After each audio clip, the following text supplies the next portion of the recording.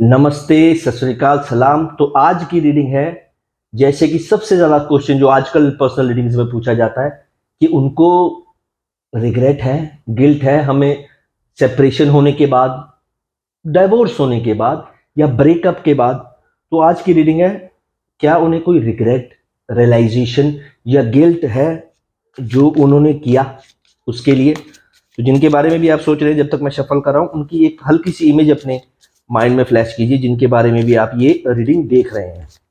तो ये देखते हैं, क्या उन्हें रिग्रेट है, रियलाइजेशन है, एक्सेप्टेंस है या कोई गिल्ट है उनको। रिसेप्टिविटी का कार्ड, ये तो कार्ड बहुत ही डीप चला जाता है। मैं ये देखना चाहूंगा कि रिसेप्टिविटी आया क्यों है, क्या सिचुएशन है, क्या सोच रहे हैं वो, जिनका पहला कार्ड ही रिसेप्टिविटी का आया है। इट्स वेरी इनर सेंस, वो छोटा मोटा कार्ड नहीं होता ये।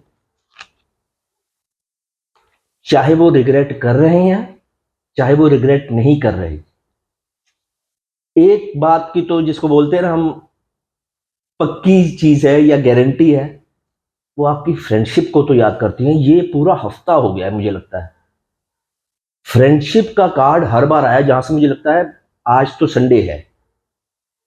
ये फ्रेंडशिप मोस्ट फैमिली मेंबर्स के लिए, जिनका ब्रेकअप, डाइवोर्स या सेपरेशन है, जिनके बारे में भी आप सोच रहे हैं, उनको आपकी दोस्ती बहुत याद आती है।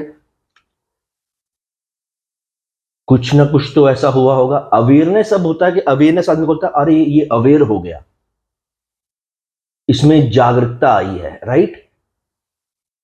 प्रैक्टिकली कुछ हुआ होगा, मेंटली कुछ हुआ होगा, मन में कुछ हुआ होगा, इमोशनली जैसे कुछ होता है, कहीं ना कहीं से तो अवेयर हुए हैं, तभी उनको आपकी दोस्ती याद आई है। जब आदमी बहुत मुसीबत में फंस जाता है ना, तो वो इश्क, मोहब्बत, प्रेम तो चलो बहुत ऊपर वाली बात होगी, इश्क, मोहब्बत, आशिकी के ऊपर दोस्ती देखने लग जाता है। जैसा मर्जी ब्रेकअप हुआ था मेरा, फॉर एग्जाम्पल, जैसा मर्जी ब्रेकअप हुआ था मेरा, पर वो मेरा अच्छा दोस्त जरूर था।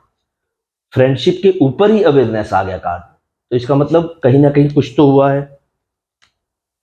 उन्होंने ये चीज देख रहे हैं, उनको रिग्रेट है या नहीं, उन्होंने किया तो वही जो उनका मन करता था। फॉर एग्जाम्पल, डाइवोर्स का मन किया, बस मैं नहीं रह सकता, it's time to get separated. Breakup हुआ या थर्ड पार्टी के पास गई मैं, third party is better option. Moment to moment वो चले। अब वो मोमेंट टू मोमेंट चलने वाला जो डिसीजन है ना, अब उनको अवेयरनेस है उन चीज की। गए तो वो बहुत फलांग के थे कि कोई बात नहीं। ये एक यंगस्टर्स की फीलिंग होती है, एक यंग लाइफ, कॉलेज लाइफ में ना ऐसे ही लगता होता है। ईमानदार लड़के को, ईमानदार लड़की को कमी पूछते हैं। उस यंग लाइफ में थ्रिल्स, स्किल्स, एडवेंचर चाहिए होता है। जब जैसे जैसे ग्रो होते रहते हैं ना, तो उनको वो होता है। अब वो ग्रो हो गए हैं, मेच्योर हो गए हैं, एज वाइज भी, इमोशनली भी, मेंटली भी। तो अब उनको रियलाइज हो रही है, गया तो मैं एडवेंचर करने था, ठीक है मैं डाइवोर्स के लिए ऑप्शन लेता हूँ, ठीक है मैं थर्ड पार्टी की तरफ जाता हूँ। अब धीरे धीरे उनको पता लगने लग गया है, जो थ्रिल्स थे, एडवेंचर था, है ना, जो एक फंकी लाइफ का जो एक्सपीरियंस लेना था, वो देख लिया उन्होंने करके। अब उनको लग रहा है बैठ जाओ, वो चुपचाप बैठ गए अवेयरनेस के बाद। वो इतने, मैं कहूंगा कई लोगों के लिए हो सकता है वो इतने मैच्योर भी नहीं है। जैसे ही उनको अवेयरनेस आई, जनरली पीपल जिनको अवेयरनेस आती है ना, वो जनरली बैठते हैं, सोचते हैं, धीरे धीरे जवाब देते हैं, शांत हो जाते हैं।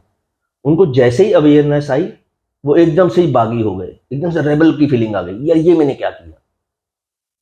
इस चीज की जरूरत होती नहीं है वैसे अवेयरनेस के बाद। जो मैच्योर आदमी होता है वो धीरे धीरे ही उठेगा, धीरे धीरे ही बात करेगा, बिना शर्म किए अपनी बातों को शेयर करेगा, जिनको वो ठीक समझते हैं उन लोगों के साथ। ये थोड़े हाइपर है, जिनके बारे में भी आप रीडिंग देख रहे हैं। अवेयरनेस आते ही एकदम उठ जाना, यार ये मैंने क्या कर दिया। लेटिंग गो, रेबल के बाद ही लेटिंग गो आना। अवेयरनेस आते ही वो खुद कंफ्यूज हो गए, ये क्या किया मैंने। इस टाइम पे मैं कहूंगा कि चाहे कांटेक्ट में हो, चाहे नहीं हो, उनको छेड़ने की ज्यादा जरूरत पड़ती नहीं है। ये वीक इज, ये पूरा वीक सिर्फ फ्रेंडशिप पे ही चल रहा है। ये मैं, राइट, बहुत, ये कार्ड तो टर्निंग इनका कार्ड आया है, फिर भी मैं कहूंगा as per my intuition goes, let them do their turning in. वो बैठे हैं आराम से, उनको सब दिख रहा है, क्या किया, क्या हुआ, कैसे था, क्यों हुआ, क्या किया, क्या डिसीजन लिया, क्यों ब्रेकअप हुआ, क्यों डाइवोर्स हुआ, क्यों सेपरेशन हुई। ये रीडिंग है रिग्रेट और गिल्ट की, अपने आप ही पता लग जाएगा। हो सकता है रेबल का कार्ड आने का मतलब है कि उनको रिग्रेट तो है।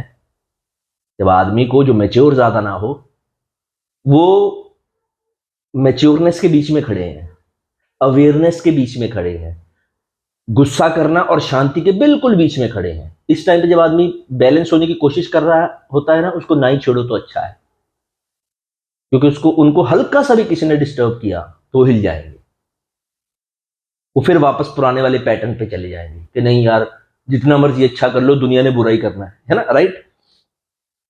बैठे हैं, बैठे रहने दो। बहुत कम होता है, बहुत लोग कम कहते हैं ये ओवर थिंक कर रहे हैं, वो उन्हें करने दो। ओवर थिंकिंग कोई अच्छी चीज नहीं है, पर एक चीज अच्छी ओवर थिंकिंग ये होती है कि आपका माइंड शार्प है, that's why you are over thinking. अभी सुनने में बड़ी अजीब लगती है बात, तो वो शार्प माइंड को अच्छी जगह यूज कीजिए, ना कि ओवर थिंकिंग में।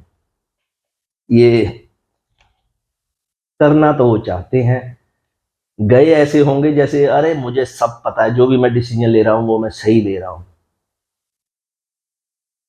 हौसला रखिए, वेट कीजिए। मैं फिर कह रहा हूं, मैं ये नहीं कहूंगा कि वो आपसे ही शेयर करना चाहते हैं बात को। वो जो करेंगे वो ही उनकी किस्मत या डेस्टिनी में लिखा है। वो आएंगे या नहीं आएंगे, ये आपकी डेस्टिनी में या किस्मत में लिखा है। Let nature do their work. कहीं ना कहीं से तो वो टूटे हैं। मैं ये नहीं कहूंगा आपसे बिछड़ने के बाद उनको लग रहा है कि रियलिटी क्या होती है लाइफ की। हो सकता है वो थर्ड पार्टी से बिछड़ के सोच रहे हैं, यार ये मैंने क्या किया। ना आपके पास ऑनेस्टी से रहे, ना थर्ड पार्टी के साथ, ऑनेस्टी वर्ड नहीं, स्टेबिलिटी से रहे, शांत रहे, पेशेंट रहे, ऐसा नहीं है।